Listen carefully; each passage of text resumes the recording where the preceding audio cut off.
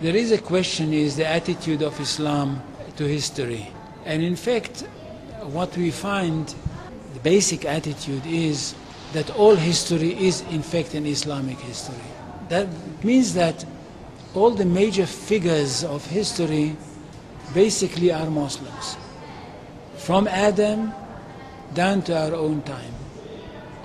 So if the Jews or the Christians are demanding something and basing it on the fact that there was a king called Solomon, or a king called David, or a prophet called Moses, or Jesus, then of course what they are doing, they are saying something which is not true, or in fact they don't know that all these figures were basically Muslim figures. They were, in fact, since the creation of the world there is only one religion, and this is the religion of Islam.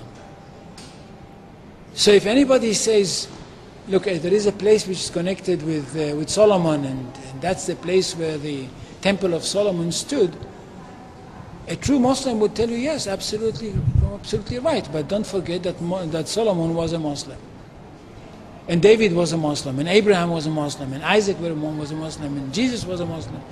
And this is what I mean by the Islamization of history.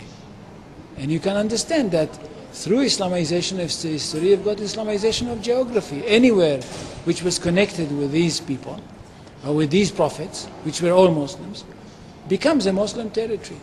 And therefore, when Islam was not in that area before Muhammad came to it, but it should have been there. In that area, I mean in the Middle East or other parts outside the Middle East, which are now Muslim parts.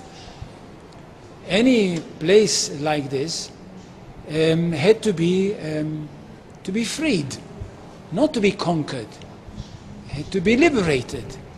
So Islam appeared in history in the time of Muhammad, or reappeared in history from their point of view, reappeared in history as a liberator.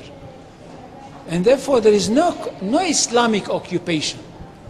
If somebody occupied anything, it would be always somebody else, not the Muslims.